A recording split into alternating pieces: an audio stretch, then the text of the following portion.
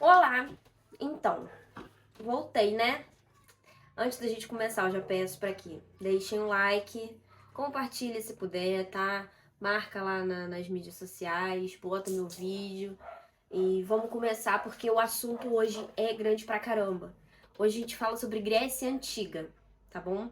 Então, assim, antes da gente começar a falar, vou começar um novo jeito aqui de explicar pra vocês sobre os assuntos que a gente vai começar a conversar a partir de agora. Primeiro assunto, Grécia. E o que eu preciso alertar vocês antes da gente começar a falar sobre Grécia? Gente, vamos despir-se. Vamos tirar todo o nosso preconceito aqui, tudo que a gente conhece hoje em dia sobre política, sobre formação social, tudo isso, tá? Pra gente conseguir entender o quão evoluída era essa sociedade, como que essa sociedade se organizava e a gente conseguir admirar, não é mesmo? Porque muito do que a gente vive hoje, principalmente na questão política, nasceu nessa época aí. E essa época aí começa há 2000 anos antes de Cristo. Então, assim, é tempo pra caramba. Então a gente começa assim, vamos despir de tudo que a gente sabe e vamos entrar aqui como se fosse uma folha em branco e começar a entender como funcionava essa sociedade, beleza? Outra coisa, agora a gente vai trabalhar com uma certa interdisciplinaridade, principalmente nesse assunto. A gente passa aqui na Grécia, a gente fala sobre história, a gente fala muito sobre geografia e a gente fala muito sobre filosofia, que é uma parte que também costuma cair muito em prova de vestibular. A gente estuda isso no ensino médio, então assim, é bom a gente ficar ligado, beleza? Tá um calor do caralho aqui e não tem outro jeito, porque eu tô sem ventilador. E se eu ligar o ar-condicionado, é do tempo do ronca, vai fazer um barulho pior ainda. Vamos começar? Gente, Grécia. Grécia. Geografia da Grécia. Primeiro a gente precisa entender que lá na Grécia, quando a gente fala em Grécia, a gente não está falando de um país exatamente. Ah, Carol, por quê? Porque nessa época aqui que a gente está comentando, a Grécia era formada por polis. Isso é, cidades independentes ali. Cada um tinha o seu governo, cada uma tinha a sua forma de organização social, algumas parecidas, outras nem tanto, tá? Temos ali uma algumas culturas diferenciadas dentro do mesmo território, tudo bem?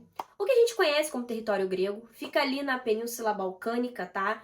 Banhado pelo mar Mediterrâneo, tá? Era um terreno muito acidentado, não era bom para agricultura, tudo bem? E como eu falei para vocês, essas cidades, estados, elas eram independentes, tá? Cada um tinha seu próprio governo, se organizavam de maneiras diferentes, tanto economicamente quanto politicamente também. As principais cidades gregas que a gente vai ver aqui nessa conversa é Esparta e Atenas, que é o que mais cai nos vestibulares, mas a gente tinha outras, obviamente. A gente tinha Mileto, tinha Creta, outras coisas ali por perto, mas que não aparecem tanto assim em provas de vestibular, então eu vou falar mais por cima, e Atenas e Esparta, principalmente por ser extremamente diferente a forma de organização social, a gente adentra mais um pouquinho nesse rolê, tudo bem? Gente, períodos da Grécia, né? A gente entra, o primeiro período era o período pré-homérico, tá? Ele dura ali de 2000 a.C.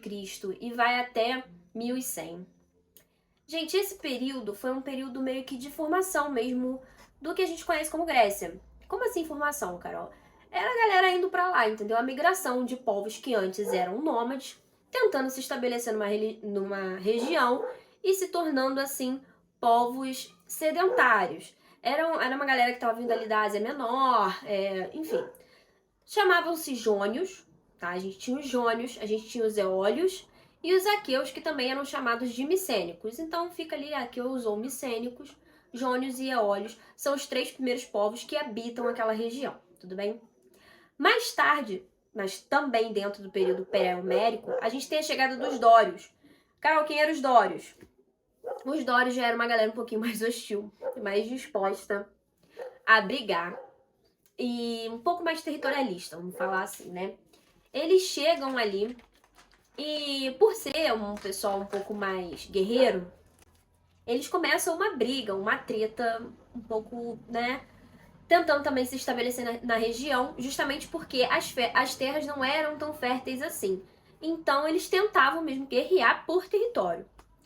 Bom, isso causa a primeira diáspora grega, que foi uma migração da galera que estava ali, dos jônios, dos eólios, dos aqueus, com medo dos dórios, eles começam, algumas pessoas, a debandar, ir para outros lugares, porque sobrevivência mesmo, entendeu? Bom, gente, esse é o primeiro momento, o que a gente tem ali da formação da Grécia, essa visão geral de um primeiro momento. Num segundo momento, a gente tem um período homérico.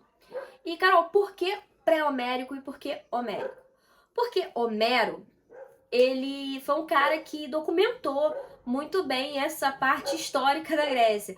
Foi ele que escreveu algumas literaturas ali, alguns livros, né, poemas de Homero, falando sobre essa época, né? A gente tem Odisseia, né? A gente tem uma outra que eu não sei, enfim, eu não lembro o nome, mas que aparece Troia, e ele escreve muito sobre essa época aí. É o que a gente tem documentado, tá? E o que a gente tem como fonte de pesquisa. Período homérico, ele começa em 1100 a.C., vai até 800, também antes de Cristo. E nessa época a gente tem o surgimento de pequenos grupos familiares, que eram chamados de genos. Já começa ali uma organização social, tá? Já começa a formar o que a gente vai ver mais pra frente, se tornando realmente uma sociedade grega. Esses pequenos grupos familiares, eles se estabelecem em seus, né, territórios ali, começam a produzir e tomam essa propriedade para si. É muito presente também na Grécia, como um todo, o respeito aos mais velhos, tá? Sabe, experiência de vida, isso daí acontece na história, muito presente na história da Grécia. E isso já nessa época também rolava. Era uma galera que já estava no território, então as pessoas que estavam chegando não estavam conseguindo se estabelecer justamente por conta das terras férteis e porque estava iniciando-se nesse processo o sentido que a gente conhece como propriedade privada. Então, assim, essa galera que já estava lá não estava aceitando muito bem dividir terra, entendeu? Então, quem estava chegando depois não estava conseguindo se estabelecer, não estava conseguindo produzir, e isso fez com que acontecesse a segunda diáspora grega, que também foi uma diáspora, uma migração, né, do pessoal por sobrevivência, porque eles precisavam comer, né, e não tinham como produzir ali, mas um pouco diferente do que a gente tem no primeiro momento, da primeira diáspora, que foi por sobrevivência, mas foi por conta de conflitos, por conta de disputa de territórios. Essa agora é porque já não tinha mais disputa, eles só não estavam mais dispostos a ceder espaço para quem estava chegando depois. Tudo bem? Bom, gente, esse segundo momento, o período homérico, a gente começa a ter ali a formação do que a gente vai ver num terceiro momento, que seria o período arcaico da Grécia, que vai de 800 a 500. A 500 antes de Cristo. E aí a gente já tem o aparecimento das cidades gregas. As cidades Atenas, Esparta, a gente já começa a ver ali a presença de Creta, Mileto, todas essas cidades já estavam se formando, já estavam formadas, né, na verdade. E a gente vai falar um pouquinho nesse rolê sobre como se organizava, tá? Bom, gente, a gente começa por Atenas, tudo bem? Atenas ficava numa região muito montanhosa da Grécia, tá? É o berço da democracia como a gente conhece hoje. É lógico que, como eu falei pra vocês no começo do vídeo, a gente tem aí diferenças, óbvio, porque a sociedade pensava de forma diferente, se organizava de forma diferente, mas o que a gente conhece como voto nasceu aí, entendeu? A democracia nasce nesse momento. Grécia é o berço da democracia e foi lapidada para os tempos modernos, mas começou aí, em 800, de 800 a 500 antes de Cristo. Então, assim, olha a evolução desse pessoal. Tem cachorro pra cacete nesse lugar. Bom, gente, a organização social de Atenas. A organização social de Atenas funcionava da seguinte forma. Quem eram considerados cidadãos em Atenas? Cidadãos em Atenas eram considerados homens, tá? Que nasceram em Atenas, com pais também nascidos em Atenas e que tinham posses. Esses eram os cidadãos atenienses. Todo o restante não era cidadão, basicamente. Não era considerado cidadão. Era uma sociedade escravista, tá? A gente tinha a presença da escravidão, não igual o que a gente conhece hoje como escravidão, como que aconteceu na América Latina, como aconteceu com a expansão marítima. Não é essa escravidão, tá? A escravidão que acontecia na Grécia, que era presente, né, em Atenas, era uma escravidão por dívida, era escravidão por guerra. Ou seja, eram guerreiros derrotados que eram pegos e prestavam serviço para o Estado, né? Ou pessoas que ficavam devendo ou o Estado ou proprietários de terras, porque existiam famílias que estavam melhor estabelecidas, que tinham mais poder aquisitivo. Muitas das vezes essas famílias emprestavam sementes, emprestavam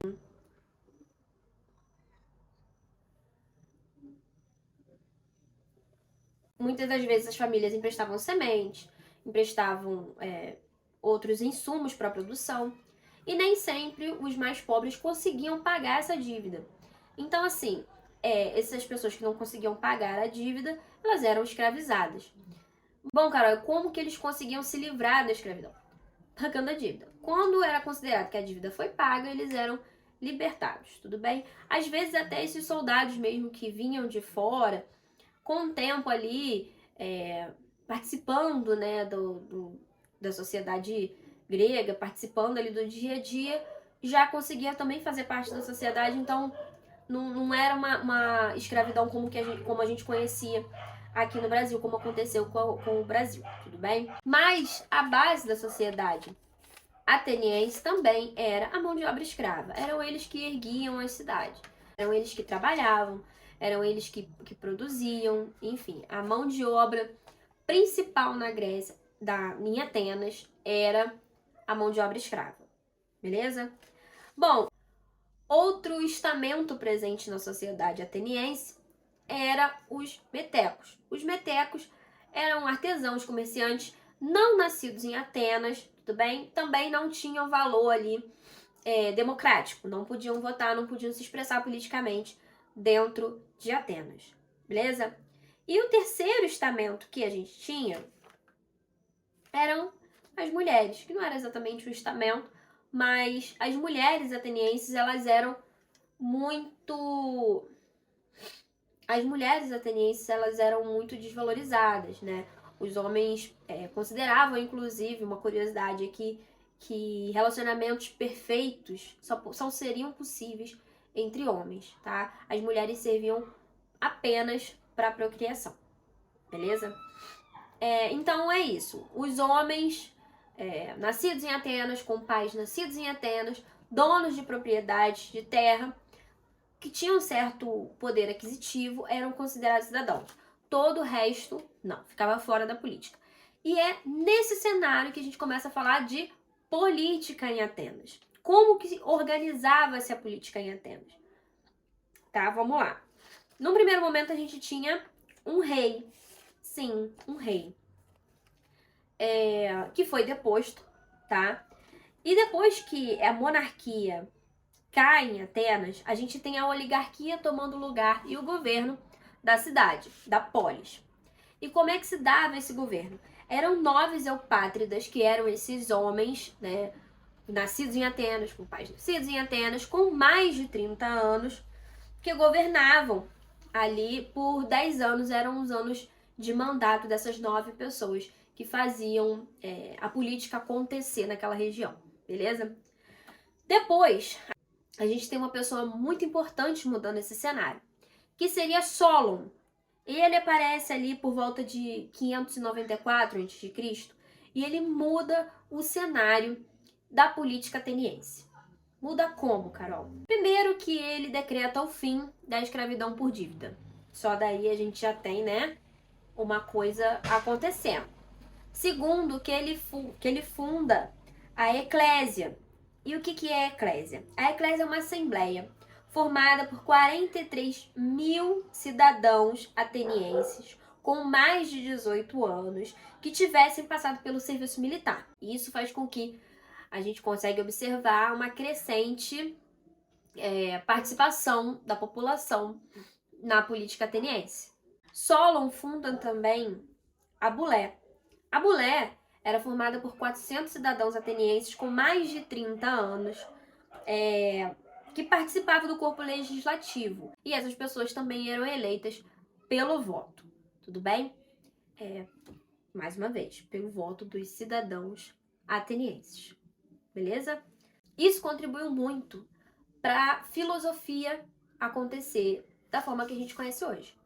A filosofia que a gente conhece hoje, que a gente estuda da Grécia, ela nasce por conta desse tipo de prática que estava acontecendo em Atenas. Eu não sei se vocês sabem, mas a maior parte dos filósofos que a gente conhece, filósofos gregos que a gente conhece, Aristóteles, Sócrates, eles nascem em Atenas. E por que é tão importante assim que eles fizessem parte da política? Porque a política abria a mente das pessoas, né?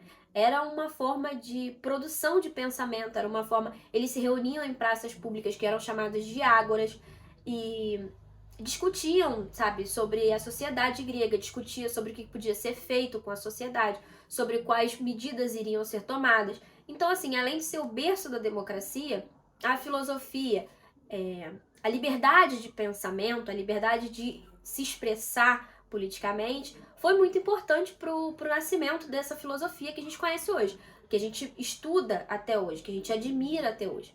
Ela nasce por conta dessa liberdade, obviamente entre aspas, mas ainda assim uma liberdade que acontecia em Atenas. Tudo bem? Bom, gente,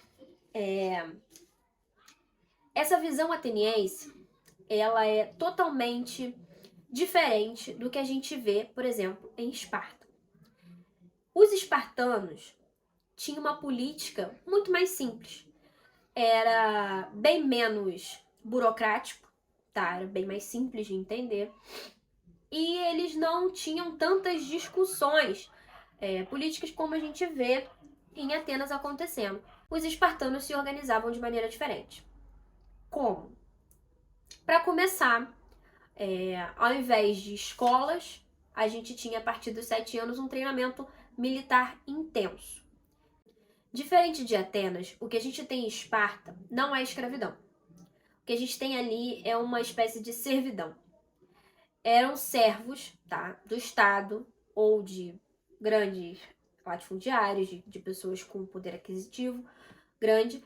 Porém, diferente de Atenas, a gente não tem essas pessoas como propriedade. Essas pessoas não poderiam ser vendidas, tá?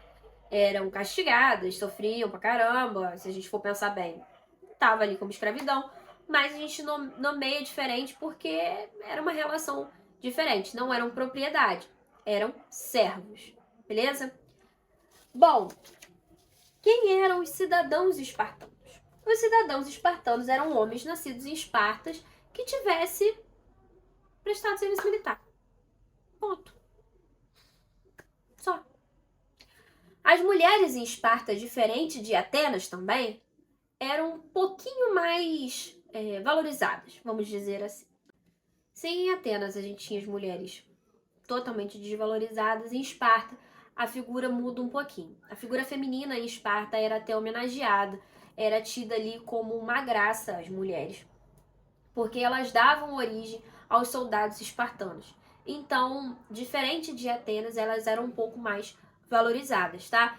Se a gente for olhar com a nossa visão de hoje, vai achar uma porcaria do mesmo jeito, porque, né, mulher, resumindo, só servia para procriar.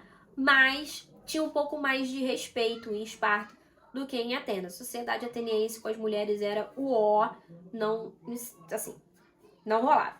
Esparta, elas também não poderiam votar, também não faziam parte da política, mas tinha ali uma participação social um pouco mais relevante do que o que a gente viu em Atenas, beleza?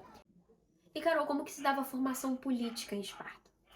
Queridos, olha só. Em Esparta vai ficar muito evidente o que eu falei com vocês sobre a questão do respeito aos mais velhos. Porque a política espartana, ela tá muito ligada a isso. Muito ligada. Os mais velhos tinham mais espaço dentro da política espartana. Tudo bem? A gente tinha a Ápila, que era um conselho, né, uma assembleia, na verdade, uma assembleia formada por cidadãos espartanos com mais de 30 anos. Eram chamados de esparciatas, tá? Essas pessoas que eram consideradas cidadãos eram chamadas de esparciatas. Com mais de 30 anos, eles faziam parte dessa assembleia. Depois a gente tinha a Gerúsia. A Gerúsia, ela era uma assembleia, um conselho de espartanos com mais de 60 anos que legislava junto a Áquila. Então, era como se fosse um conselheiro ali. Diferente de Atenas, em Esparta existiam dois reis. Um que ficava responsável pela guerra, né, pelas questões militares da polis ali, e o outro ficava responsável por todo o restante das questões de Esparta, todas as questões da sociedade espartana, tudo bem? E existia alguém acima do rei? Existia. Existia o Éforo, que era um conselho formado por 5 anciãos com mais de 60 anos, que ficava ali como conselheiros exatamente do rei, que ficava como se fosse um STF ali do poder supremo do rei, entendeu? Do que estava acontecendo ali em Esparta, tudo bem? Bom, esse era o cenário geral do que a gente tinha entre Atenas e Esparta. A sociedade grega, ela passa por algumas guerras, por alguns conflitos, principalmente em Atenas, tá? Que tem ali o seu apogeu imenso, ela atinge uma riqueza muito grande, ela atinge uma influência muito grande. Atenas foi uma das polis, a polis, eu posso dizer, que mais relevante no contexto histórico da Grécia. A gente tem o conflito do Peloponeso, né, a Guerra do Peloponeso, a gente tem a invasão persa, então ali foram atacados por muitos povos, tá? Dos quais sobreviveram a muitos ataques, só que quando chega ali por volta de 140 a.C., a gente tem a invasão dos macedãos naquela região. Filipe II entra na Grécia, consegue ocupar o território grego, principalmente em Atenas. E posteriormente a gente tem o filho dele fazendo parte dessa ocupação, né? Alexandre da Macedônia, que seria, como a gente conhece, Alexandre o Grande, né? Ele também participa ali da invasão e tudo mais. O que eu gostaria de falar com vocês é o seguinte. Diferente de outros momentos históricos, tá?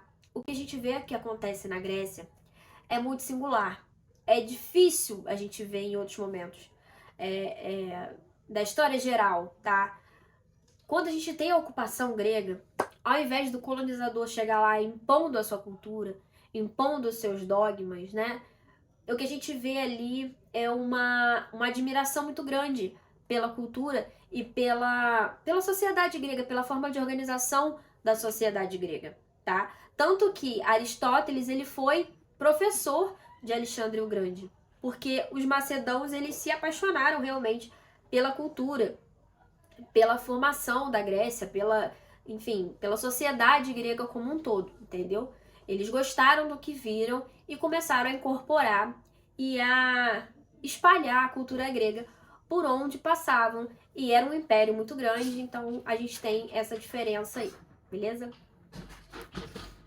Ai, que merda.